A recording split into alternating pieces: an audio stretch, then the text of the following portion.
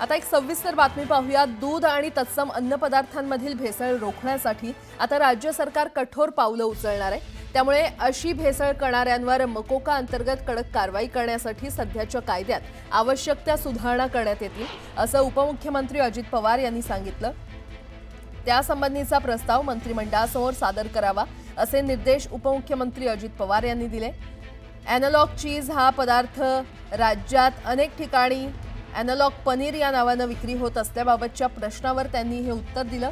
Analogue चीज असल्यास त्यासंबंधीची माहिती दुकानात दर्शनी भागात लावण्यासंदर्भात सूचना द्याव्यात, असेही निर्देश अजित पवार यांनी दिलेत। दूध भेसळ प्रकरणातील आरोपी कुणीही कोणत्याही पक्षाचे आणि कितीही मोठे असतील तरी त्यांच्यावर कठोर कारवाई करा, असे निर्देश त्यांनी दिले।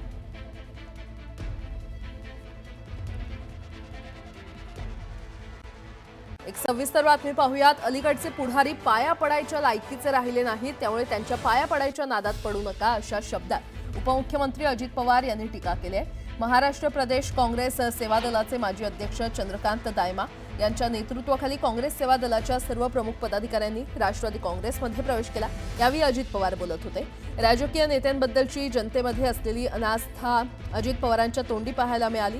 काम करताना चुकीचं वक्तव्य तुमच्या तोंडून बाहेर पडता कामा नये, असा सल्ला देखील अजित पवार यांनी पदाधिकाऱ्यांना दिला आहे।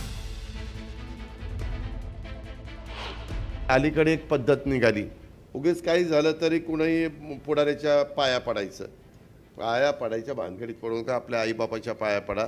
अलीकडचे पुढारी पाया पडण्याच्या लायकीचे नाही।